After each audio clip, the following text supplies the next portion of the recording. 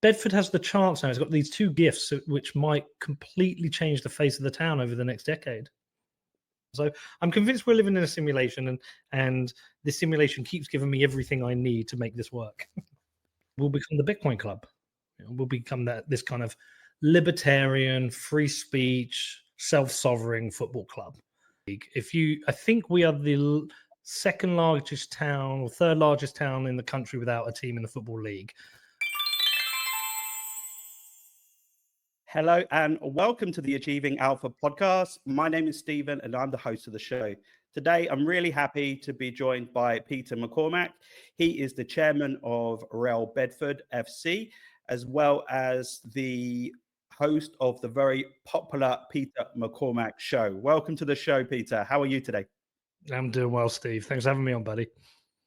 Yeah, really great to have you on today. As I just mentioned to you previously, today combines all three of my favorite subjects, football, which I'm a big passionate fan about, and also Bitcoin and podcasting. So I think today is going to be a really, really nice chat.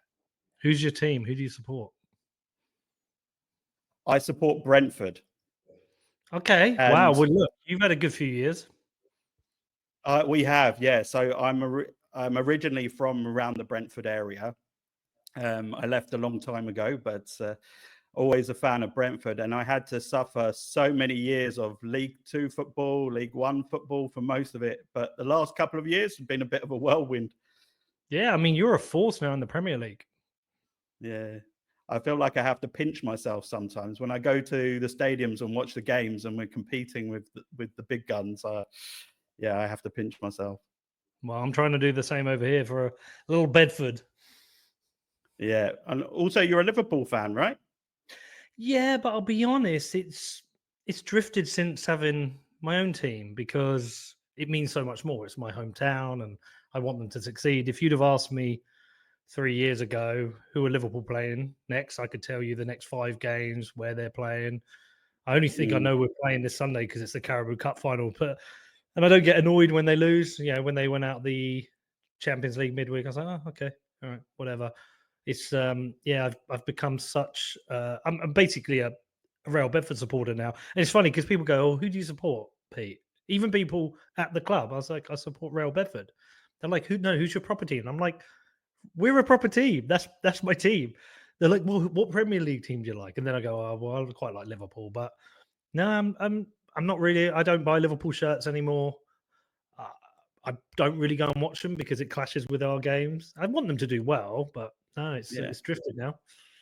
Yeah, I suppose when you invest all your time in something, it's very easy to get passionate about it because, literally your life work goes into that, right? Yeah, but I've always wanted to support a local side. And so before I bought them, I was going to watch Bedford Town occasionally and started to become a bit of a fan of them. Tried to buy them, actually. But now we've got our own side. That's who I support. I support Real Bedford. And obviously, you've got a pretty deep connection to Bedford. You're often champion in your local town, which is really good because a lot of people don't do that. Maybe they're in a big city like London or whatever, where there's multiple teams. But you seem to really champion Bedford.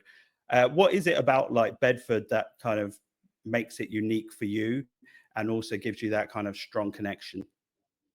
Well, it's unique for me. It's because it's where I'm from. I've spent my whole life here, grew up here, went to school here, had my 2 kids here. So the uniqueness is just that I'm from here. It's familiar. If I walk into the town and walk around, I'll see people I know. If I go for a coffee in a coffee shop, I'll see people I know. So it's home. It feels homely. Whenever I travel, I mean, I love New York and Los Angeles. I love London, but Bedford's home.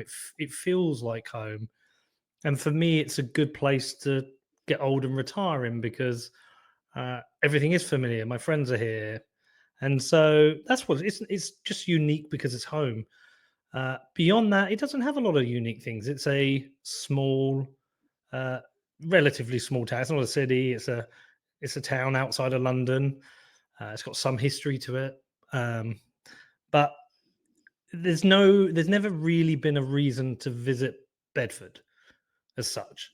you might come if you were going to a rugby game to watch the Blues or you had a meeting, but really there was no reason to visit Bedford. You you know, in terms of industry, we have some history with London Brick, and Texas Instruments were here, and Granada were here, but we don't really have any industry. It's a lot of logistics places now. Amazon have a huge logistics place. I've been up there and driven past it. It's pretty depressing. I think a lot of these logistics places are kind of depressing. So it's never really had a reason to visit until now. And now it's got two things happening. Obviously, our football club, and most games there's at least one group of people who've come. Maybe it's a family or on holiday in the UK, and they're Bitcoiners, and they come from Australia or America, and alongside going to Buckingham Palace and Big Ben, they're coming to Bedford and watching a football game, which is cool. So they're coming into the town and supporting the town. But we have the big announcement that Universal Studios are looking to open their first theme park in Europe, and they've bought 250 acres, about a 5-minute drive from my house.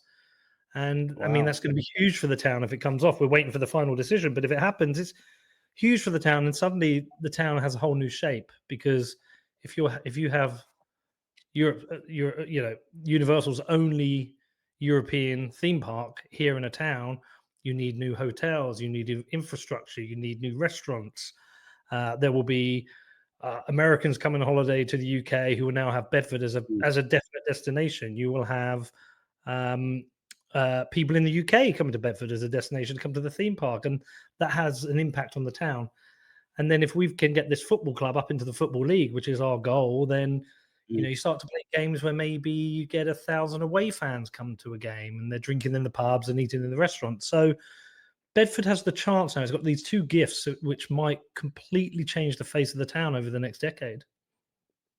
Yeah, and if you can get Universal Studios to offer a pass where you get to go to Universal Studios and see a Real Bedford game, you might be onto something. Wow, wouldn't it be great? I mean, sometimes, do you know simulation theory? A little bit, yeah. I'm entirely convinced. Well, the simulation theory is that theory whereby, if we think of where computer power was 100 years ago and where it is now, we have these mobile phones that are infinitely more powerful than the first computer that put people on the moon, and that's over the space of decades, maybe even 100. Let's say even 100 years. Well, where will computers be in 1,000 years? So, in 1,000 years, as a computer, could you create a simulation of life on Earth? You probably could. If you look at where Fortnite is now, in 1,000 years, you can probably simulate that. If you can simulate it, there would be infinite simulations. And so the likelihood is, therefore, we are in a simulation. So that's the setup. I'm just convinced I'm living in a simulation, because I don't understand why I get to live this life. And then everything just keeps happening. It's like, okay, so we've got this football team. We've won 3 promotions. We've now got these billionaire investors. We might get into the Football League. But when we get in the Football League, would be about the time Universal will be ready to open. Wouldn't it be great if there's the Universal Stadium?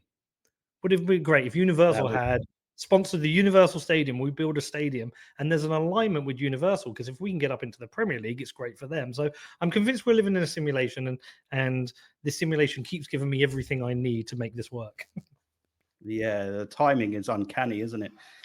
And and I think, and Bedford is a big enough town, really, it should really have a football league club, really, looking at the kind of size for it.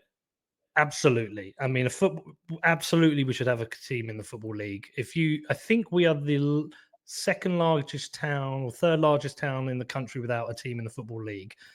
Wakefield and Warrington are larger towns, but they're northern towns where rugby league is the sport. That is essentially their Premier League, isn't it? If you live in Warrington or Wakefield, you go and watch rugby league. And so essentially, we're the largest town in the country without major sport inside it. And we have a population of, excluding the metropolitan area, of 180,000. I mean, Burnley is a population of 90,000. They've been in the Premier League. I mean, Brentford, they're competing with so many London sides. I know London's massive, but so many London sides, yet they're up in the Premier League. And so Bedford should certainly have a team in the Football League. And I think that is achievable. I think the town, there's a demand for it. And I think we can make it happen. What's the nearest one right now, the Football League club to Bedford? Is it Northampton? Luton. Luton. Oh, But Luton, yeah. Luton's a shithole. I mean, people in Bedford don't really want to support Luton. You've got Northampton, you've got Watford, but these aren't places where if you're from Bedford, you feel some kind of affinity with. Yeah, Luton. Luton is a place you get on a plane to get out of. Northampton's a place. Milton Keynes, you would go up there maybe to go shopping. But if you're from Bedford, you're from Bedford. That's your town. And people do want something to get behind. We've seen it. There's a growing support. So if we can build it, I believe they will come, and I believe we can fill a stadium with 10,000 people here. But we have to give them the entertainment, the product, the level of football that they want. And it's not just men's football; it's women's football as well, because that is growing so quickly. I mean, our women's side are on the verge of winning back-to-back titles, which is really hard in women's football because only one team goes up. They'll be in the third tier of women's football. They'll be in the top 48 most successful teams in the country. They finished mid-table. They're in the top 35 teams in the country. And it's not impossible for them to get in the championship. They'll be in the top 24 teams in the country. And so, it's not just men's football. It's men's and women's football. We have a great opportunity for here in the town. And it's great if they can both grow in tandem with each other, right? They can both grow at the same rate as each other and both end up in really good positions in the next few years.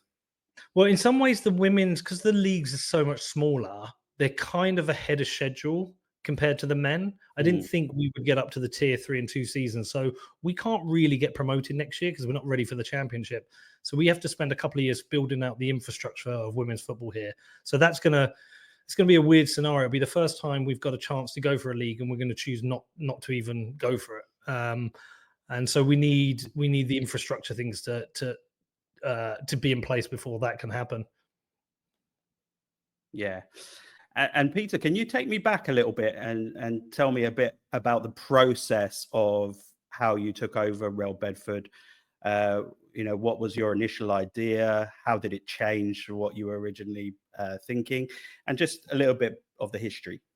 Yeah, sure. So, I mean, it first started about 7 years ago, really, when I was trying to figure out why we'd never had a team in the Football League. And I took a look at Bedford Town and thought about, is it potential to buy them? I'd just been into Bitcoin a little while, made a little bit of money, but realized I couldn't really afford it. So I parked it and revisited it about 3.5 years ago. I said, okay, let's have another look at this. Why? And really, I put an algorithm to this, that each promotion is about 60 to 70% your players, 10 to 20% your manager, and 5 to 10% luck. And so if you don't want to rely on luck, you need a good manager and good players. Well, to do that, you have to have a good budget. You don't have to have the best, but you have to have a competitive budget because you want the best players. If you rank leagues by their finishing position and then rank them by their budget, I estimate most will be within 5 positions of their budget. You get outliers. When Leicester won the league, they certainly weren't in the top 5 budgets in the country. And that can happen. But it's a statistical anomaly. If you go through the stats of Leicester and how they did it, it was purely a statistical anomaly. And so what I realized with that is then, and it's something people don't like to admit. It's like, oh, they'll say the game's gone or football shouldn't be about this. A football club is a business. Okay, it's a business. And so that's a starting point. You have to win as a business to be able to win as a football team. And to win as a business is 2 ways. Either some rich person puts money in or you're commercially successful. Well, we're kind of working on a bit of both. We're commercially successful, but have financial backing so we can accelerate this. And so I was like, okay, well, if we need to do this, well, what are your income streams? You've got 3 primary income streams in non-league football. Your first one is sponsorships. And most clubs get sponsorships from local companies. Could be anything from a skip hire company to a local restaurant or whatever. And you try and get a number of sponsors and they might get a few tens of thousands there. Your second one is your merchandise. Again, a lot of non-league small clubs don't sell a lot. And then your last one is your gate receipts. Who comes in and buys a ticket, a burger, and whatever on the day. And so I didn't want to have a 20-year project to make 3 or 4 promotions. I wanted to do this quick. So I was like, well, how do you do this? How do you blow it out of the water? Obviously, I have the podcast about Bitcoin. I just said we'll become the Bitcoin Club. We'll become this kind of libertarian, free speech, self-sovereign football club, holding the values that a lot of Bitcoiners have, accepting Bitcoin for anything you want to buy, and kind of pushing an international appeal. And that worked. What that meant was we could access incredible sponsors like Gemini, Luxor, Iron, where we could get very high value sponsorship deals. And we backed that up by streaming our games internationally. And then I put it out to the Bitcoin community. I said, look, we've got this football club. It's our football club. And because of that, we sell a lot of merchandise. We've sold £300,000 of merchandise in 3 years, which for a club of our level, that's incredible. And then it's about growing the gates. And because of that, we didn't lose money in our first 2 seasons. We're going to lose money this year. Expensive year because we've completed the investment from the Winklevoss. We're working on a merger at the moment with Bedford Town. So the legal costs have been very high. We acquired our women's side. So then we now own the women's side. And we've had to do a lot of infrastructure work. So this will be the first year we lose money. But we took a £3.58 million investment, so we can lose a bit of money. But that was essentially the business model, and it's worked. We've grown our crowds every year. We've grown our merch sales, and we've grown our sponsorship. And so that's given us the basis for the men's side to be top of the table, closing in on a 3rd successive title. And by the way, only twice before have teams won 3 title promotions in a row. I think Man City have won 3 titles in the Prem in a row, but title promotions where you've won and then you have to change your team to win again if we do it, we'll be the 3rd side to do it. And nobody's ever done 4. And our manager will be the first manager to have done 3 because those 2 clubs who did it, Forest Green Rovers and Russian and Diamonds, did it with different managers in those tenures. And then throw in the mix that the women's side are going to do back-to-back promotions. We've essentially done something no other football club's ever done before because we built the brand and the business that allowed us to have the finances to put in place the right manager, players, and culture to go and win leagues. Obviously, did you expect to do as well as you have? Obviously, you got 2 promotions in a row, and you're on course potentially to get promoted this year. Has the project gone a bit faster than you expected, and the success has come a bit earlier than you expected, or did you think that later it would become more difficult and that the early stages would be a bit easier? So that's a great question, and there's layers to this. So when I took over the club, we actually had half a season when they were called Bedford FC before the project really started, and the team couldn't win the league at that point, but they could maybe get into the playoffs. And I thought, okay, this is great. We can do this. We've got money. We've got budget. We went out and just got signed lots of experienced, expensive players. And I was like, oh, we'll get into the playoffs. And it made no difference at all. And I was like, shit, this is hard. I thought you could just throw money at and win leagues. And this is the point. This is when I realized it's not just the playing budget. It is the manager budget. And then by a stroke of luck, somebody recommended a manager called Rob Sinclair. He was over at Ainsbury, had a fairly decent start. And I interviewed him, said, do you want the job? And he said, yeah, told me his requirements. I said, look, tell me what you need to win the league. He told me his requirements, which was don't interfere. Let me do all the team stuff. I'm everything on the pitch, everything off it. This is what I need budget-wise. This is what I need infrastructure-wise. And we went and won that league. I was like, wow. And then I was fairly confident we would then win the next one, step 5. But I thought this, I expect, like if you said to me, I'll give you 2 out of 3, I would have taken it. But we've gone into this one and I'm like, oh no, I think we can do this again. And I'm going to go into the next one thinking we can do it again because I've got the right manager and the right budget. Now, look, if I lost my manager, that would be my big worry because I now know how important manager is. Which manager is the one who knows how to put the right players together to go and win games? Similar with our women, I knew we could win that first league. I was fairly confident, and we did. I was nervous this year. I thought it'd be between us and Norwich, and it has been, but we're going to win it. I've as you go up the leagues, they get harder, and the reason they get harder because there are other clubs with more clubs with ambition like us. Like you look at the tier above us this year, you've got Bedford Town at top, but then you've got Spalding, Hales Owen, Telford, Kettering.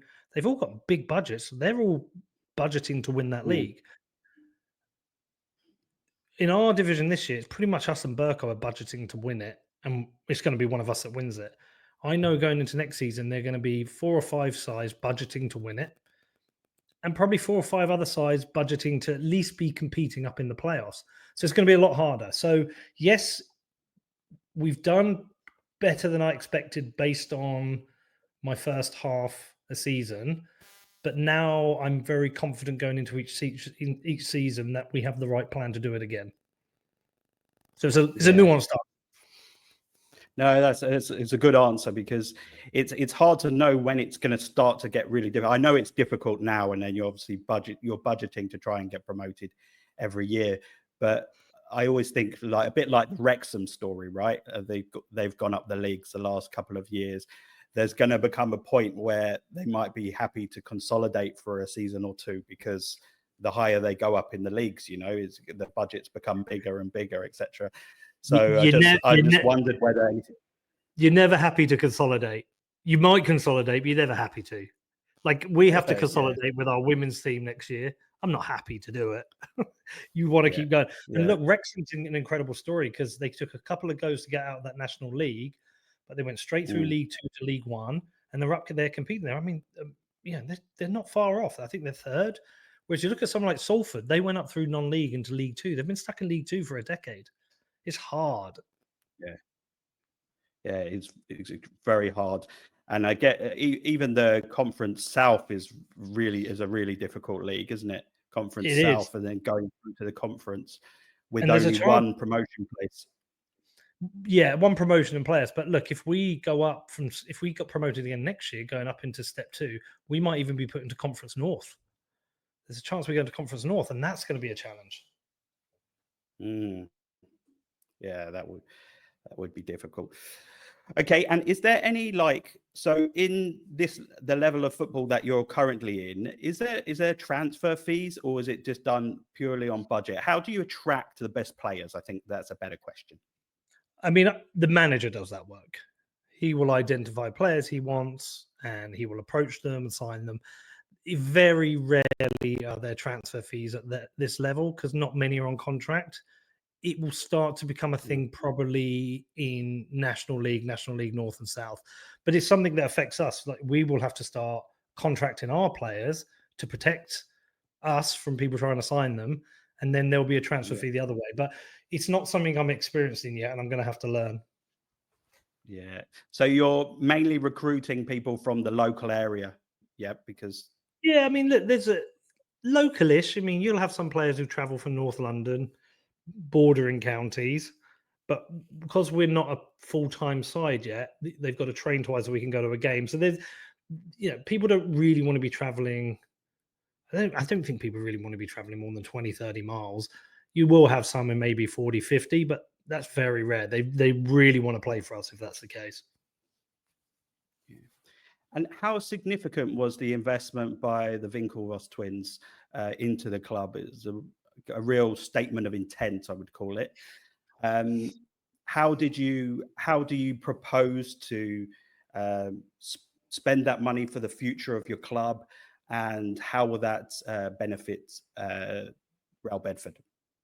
Yeah, I mean, huge. I mean, it's the largest investment in a non-league club ever. A lot of people don't understand it, don't get it. That's fine. They don't have to. But it's a statement of intent for sure.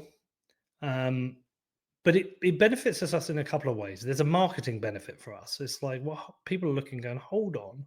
Why have these two billionaires invested in a team in the 8th tier in Bedford? They can't get their head around it.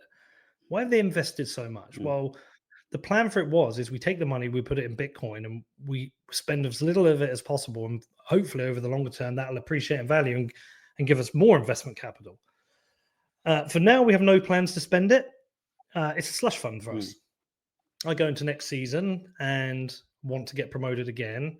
And if we can't get our revenue to keep up with the costs of a growing club, because we have infrastructure costs and growing wages, well, we have a slush fund that we can rely on.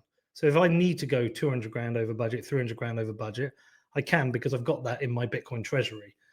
But right now it's purely to support the speed of growth, because it's like any startup. Yeah, when you got a startup, you tend to expend money quicker than you're getting customers, and you hope you get the customers later on. So if you look at your Facebooks and your TikToks and whatever and Snapchats, they have rounds and rounds of investment because they're trying to find product market fit. Their revenues and customers come later than the infrastructure requirements. So if you want to accelerate it, you need investment. It's very similar with this football club. We're trying to grow our revenue and trying to grow our crowds as it's happening, but every promotion, the wage bill gets significantly higher. The cost of running the club gets significantly higher. Now, we can sit around in a league and maybe 2-3 years consolidate and try and build that up ready for another push. Or we can go, no, let's take an investment and try and make it happen quicker. So that's really what it means for us. We can accelerate what we want to do as a football club. And if you can have obviously sustainable revenue that grows every year, there'll be less need to go into your slush fund, right? And you can have it for maybe when you want to do bigger developments in the future. Yeah, that's the big challenge. I mean, that's the big challenge every year, trying to grow the revenues to support the cost base of what we're trying to do. And it gets expensive, man. It's really expensive. It's in some ways your wage bill is probably jumping 50 to 100% with each promotion. And so if you've got I'll pick a random number out of the air. Imagine you were spending 200 grand on your wage bill to win a certain division. If you win it and you want to get promoted the next year, you might be spending 350, 400,000. And so, and then you've got players on, you have to other considerations. Suddenly you have players on contract. If they get injured, you're still paying them. And then you have medical bills for paying for surgery for a player with a serious injury. So you've got all these other costs that start to come in, and it gets really expensive. And that's the big challenge for me, is to keep growing the customer base and the revenues. Yeah, and it must be really difficult for, as you said, average size. You said that a lot of people are sponsored by their local company, etc., with probably quite low sponsorship costs. So it must be even more difficult for clubs in around that level to be able to sustain those costs, right? You have a quite unique situation because of your experience in Bitcoin and your network. We're very lucky. I know from visiting clubs, playing away games, how difficult it is. It's so hard at these levels. You rely on volunteers, someone throwing a few quid in. It's difficult. And this is at a time where we've got economic challenges. And maybe if you've got a family of 4 who want to go to a football match, even a local non-league one, if you're step 3, it's 15 quid an adult, so that's 30 quid. Maybe a £5 a quid, that's 40 quid. And then food and drinks. It's a 50, 60 quid day. People just maybe don't have the disposable income to do that 4 times a month, 3 times a month anymore. So we're trying to grow in a tough environment where our costs are going up and our customers have got less disposable income. It's a real challenge. But that's the challenge for all business at the moment. And how have you grown the attendances? So from when you first rocked up at Bedford Stadium, how many people were there then before you took over the football club, and how many fans do you average every game now? So they were getting about 40 when I took over. Then in our first full season, we averaged 179. I think our biggest crowd was about 330. Then our second season, our biggest crowd we had over 1,000 at one game, and we were averaging 259. I think this year we're getting closer to 300, and we've got a big game coming up, which we think will get over 1,000 again. But it's a challenge, and most of it is just being a loudmouth, getting the paper to write about us, talking about it on Facebook, and then asking people to come. Everybody I speak to about the football club, I said, "Have you been? Are you coming again? who you bring in. It is a hustle. It is a pure old school hustle. One of the things we have been doing, though, next week, we're launching a club shop cafe in the town. So we wanted a club shop in the town which could advertise the club to everyone while they're there. But they don't make enough money. So we put a cafe in it, and hopefully that will cover its costs. And that'll be another avenue to advertise a club. We're also going through a merger. So we're merging with our neighbours Bedford Town at the moment, who are the division above us. And hopefully that merger will help expand the crowds. My goal next year is, it's a tough one, but I want to get over 1,000 a game. Yeah, that would be an amazing achievement. Well, it's already a great achievement to be able to get that increase in crowd numbers every season. And I heard you also have a lot of international fans as well, right? From the US and other parts of the world. That must be must give you quite a kick to see Americans supporting your local town. Must be a bit surreal. It's surreal when you go to a conference and you walk around and there's all these people wearing Real Bedford merchandise. It's just super surreal, but very cool. It's very cool for us. It means they're supporting us financially and spiritually with what we do. We stream the games to them so they can watch all the home game, men's and women's. So that's pretty cool. But yeah, it's a totally surreal experience. You walk into an event in Miami and somebody's wearing a t-shirt that says Bedford on it. It's amazing. I have to get myself one of those. Yes, come to again. Yeah, cool. And can you talk through a little bit about the process and what's going on with your potential merger with Bedford Town? I know there's obviously probably a lot you can't say right now, and it's probably a little bit of a contentious issue. But can you just tell me what you can about the merger and the reception that you have from the town and what people generally think about the merger?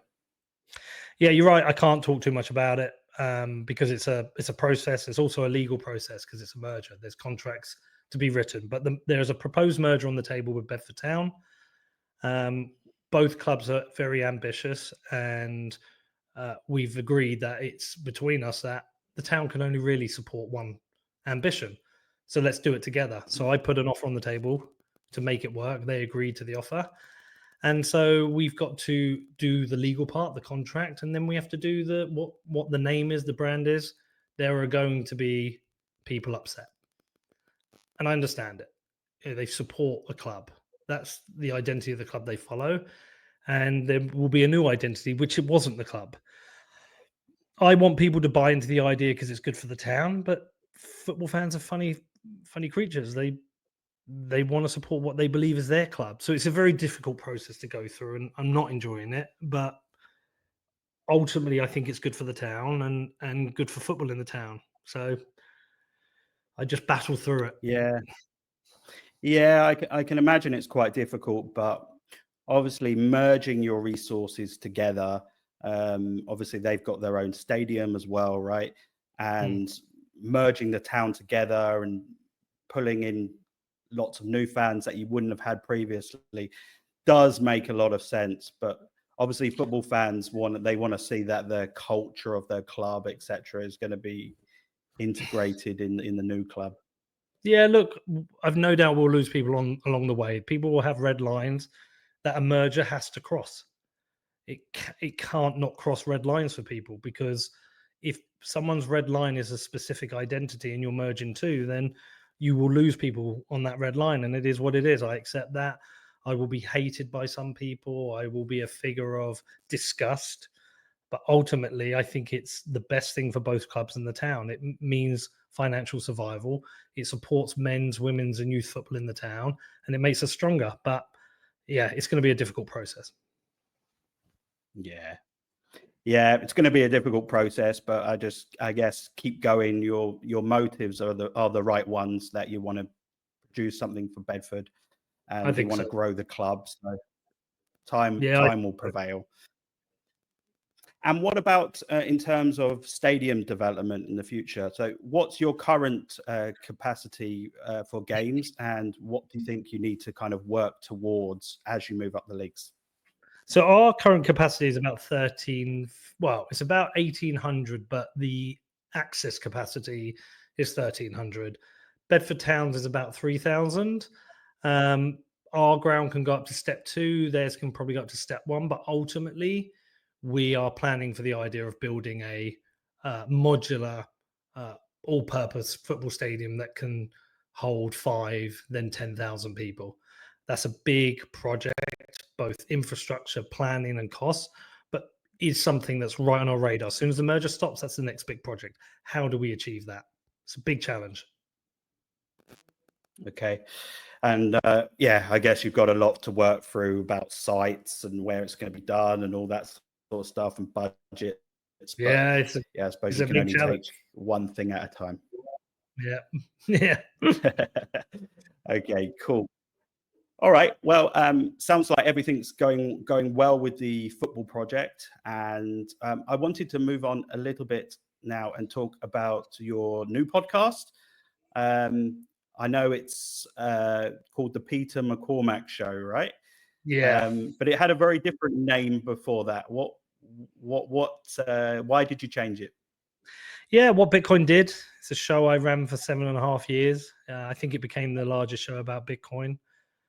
Launched on a whim, just wanted to launch a podcast, and it just became this thing that I could never have planned for. I got to travel the world, 40 to 50 countries, interview presidents and very important people in the world, RFK, Vivek Ramaswamy, Nayib Bukele. I got to make documentaries. I made 6 documentaries. It was the most incredible journey. And look, I'd love to have continued it, but the football club and the demands of what I need to do in Bedford meant I needed to be in the UK, and I couldn't travel every 6 weeks anymore.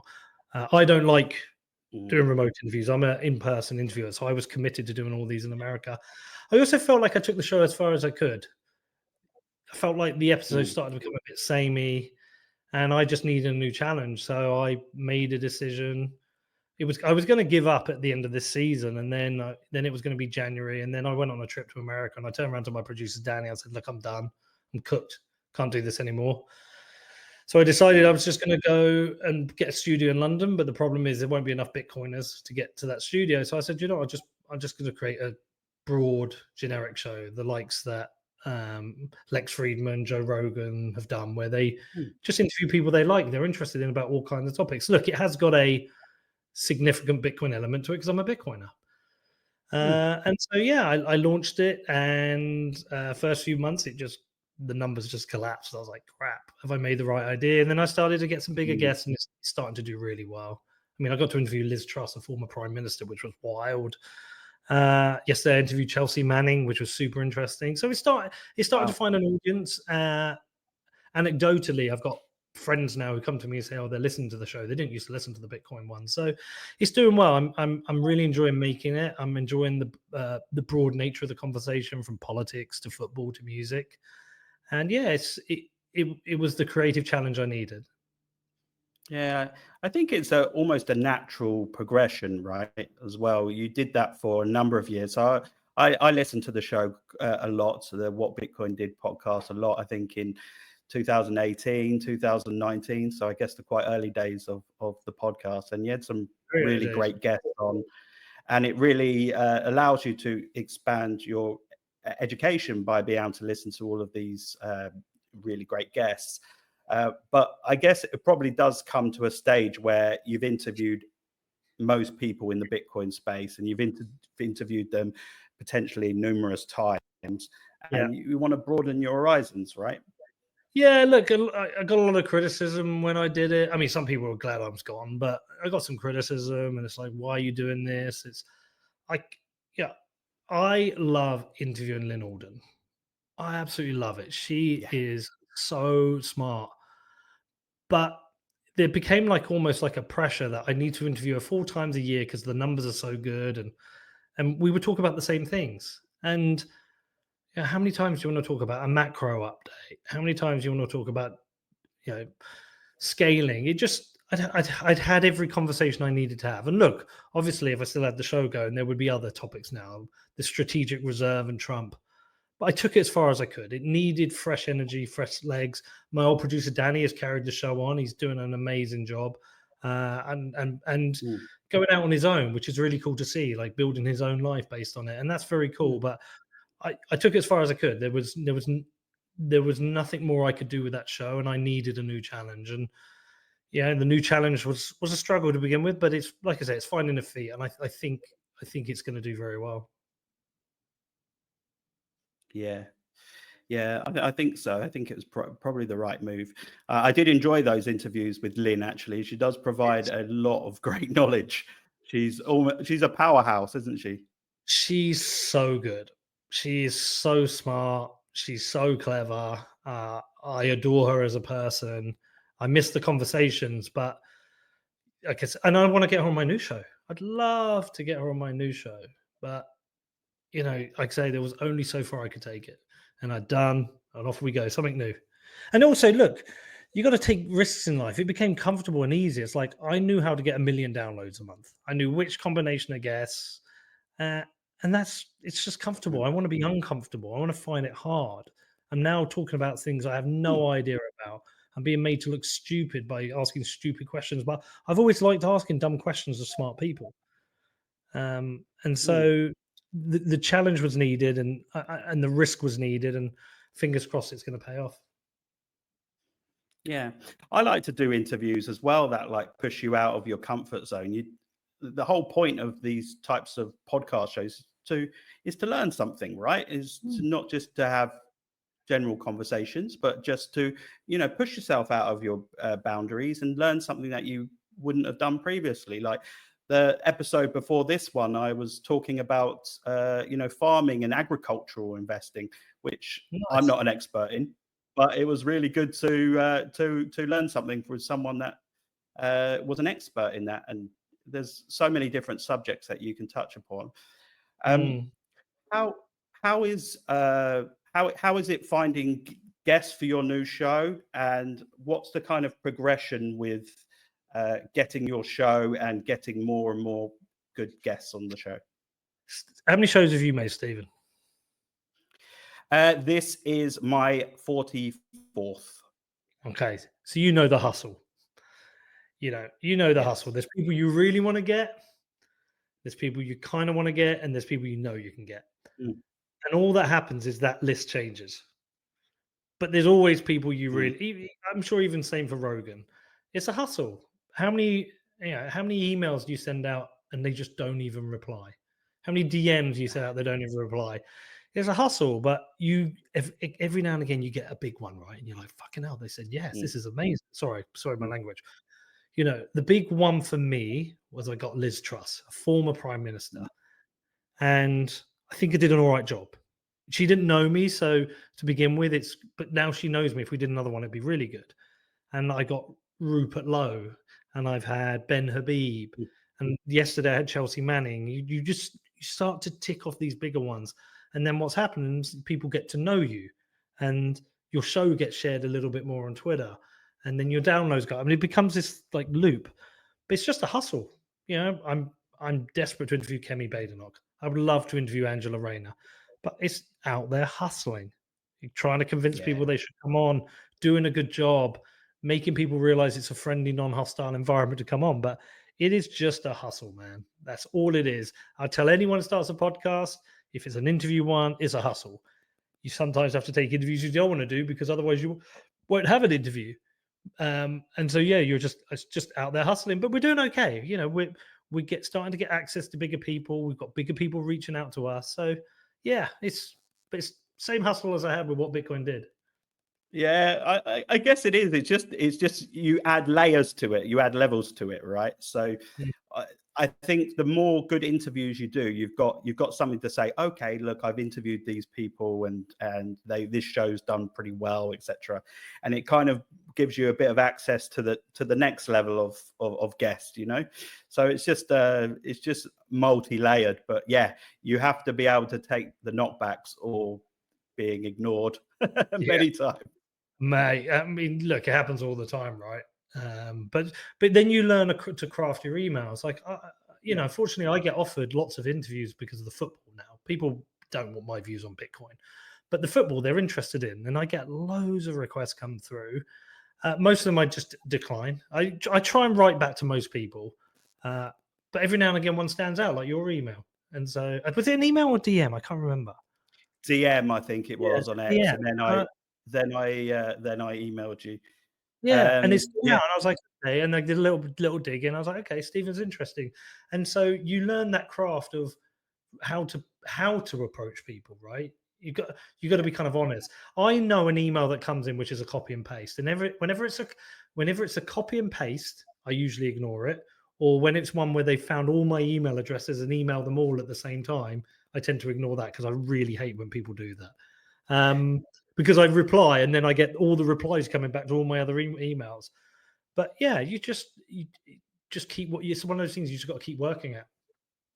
yeah. No, it's excellent. And do you expect to get more international guests as people pass through London? Obviously, you're not going to do as much traveling these days, but I guess people are regularly in London from other countries. Yeah, you would hope so, wouldn't you? You'd hope to keep getting Yeah. people as they come through. We've got one slight difficulty because I interview conservative guests. People in the creative Mm, industries are a little bit hands offish because they think, well, mm. he's a conservative and I'm a liberal. I can't go on that. So that's a small challenge I have, but I would hope so. I would hope people think I'm a fair interviewer and would possibly think about coming on. And, if bands are coming across or actors or political people, I'd hope they'd want to come on the show. We've just got to keep building the profile of the show and hoping it grows. And because a lot of people are driven by numbers as well. You have a place. You know your place in the pecking order in the podcast world. I know mine. Yeah. I would love Elon Musk. He's not going to give a shit about me. Who doesn't want to come on my fucking Yeah. podcast? If I start to do shows that are doing 2-3 million an episode, he may come on. And so you start to know your place, and you try and climb that Yeah. ladder and earn better guests Yeah. or You big. chip away at it slowly. Yeah, and then also sometimes someone will come on, they'll enjoy themselves, and they'll know somebody else who say, "Can you introduce me to so and so?" And yeah, occasionally they will, but it's just a hustle, man. Yeah. I guess it's hard for you to know when people are going to be in the UK, right? You can hustle and you can message people and etc., but you're never sure when they're going to be when they're going to be in the UK, right? Well, you want to get to the point where they want to come on your show, and they come into the UK and they say, "Okay, what shows do we do?" Well, you want to do trigonometry or Pete McCormack Yeah. or Winston Marshall. You kind of look out for them. Yeah. Yeah. Cool. And I heard that you're also doing a conference, yeah? Yeah, Cheat Code. you Can coming? you talk a little bit about that and what you're looking to achieve? Who's You, going you- down to that? And are you coming? Do you want to come? Do you want a when is it? ticket? I Friday the would like to 11th of go. April. When is it? Friday the 11th of 11th April. If of you April. email, I will send you a ticket. Oh, excellent. I'd love that. So I'm not based in the UK, but I go Oh. back pretty regularly. So Well, look, I if would you're love to. back, where are you based? Can you say, or is it a secret? No, I can say. So I moved between South Korea and Tunisia. So I work in Wow, both. So a amazing. big distance between the two. I'm Yeah, in Tunisia at the moment, but I'm going to Korea tomorrow. you must have some good air miles. Well, listen, look, if you're in the UK and you want a ticket, I'll send you one. Yeah, it's look every year. It's the third year we've done it. It's the second year as Cheat Code. We put on this conference in Bedford where we bring in interesting people to talk. So this year we've got Liz Truss talking, we've got Alex Gladstein, we've got Preston Pish, and we try to mix it up as a conference. I always think that the second day of a conference is pointless. Everyone gets wasted on the first night. The morning's half empty, and people just don't really care. So I said we'll do one day, one good day of talks, and then the second day we take everyone to the football club to see a game of football. And then this year we've got a men's game on the Saturday and a women's game on the Sundays. Hopefully the women will have won the league by then and get presented the trophy. But yeah, so we put on the conference. People hang out. They talk about Bitcoin. They go to a few local shops, spend a bit of Bitcoin. They go for a few drinks in the evening. The next day they come to the football and they get to experience what our local football is. So it's a kind of unique event, but it's people seem to like it when they come. Good. So it's like so everybody just comes together and you listen to some different people speaking, and then you all go to the football. Is there lots of social events as well in the evening? A few beers Yeah, consumed? there's like a VIP event. There's side events. There's happy hours. Yeah, we make it good for everyone. Okay, all right. That sounds really interesting. I've told you for a little while, I think, that I want to go to a game, so Well, that could be come. a good combination. If you can make that work, I'll send you a ticket. All right. Excellent. All right. Well, I've really enjoyed our chat today, Peter. It's been really good to go through all, talk about football, talk about Bitcoin, talk about podcasting. Yeah, it's been great. Just for anyone that doesn't know too much about you, how can people find out more about you and find out more about the football club? Yeah, I'm on X. I still don't like saying that. I'm on Twitter. Yeah. It's just my name, at Peter McCormack. It's the best place to find me. I'm usually ranting some crap about either football or Bitcoin or the economy. If you want to follow the football club, it's Real Bedford, like Real Madrid, but Bedford, REAL Bedford. We're on Twitter. We're on everything. Just go on YouTube. We stream our games. Go to our website. Yeah, just come and check us out. Cool. All right. Well, thanks, Pete. I'll leave all the links below in the description, how people can find out more about you. But thank you for taking the time to come on the show today. I've really enjoyed our chat. And yeah, hope to speak to you again soon. Thanks, buddy. Loved it.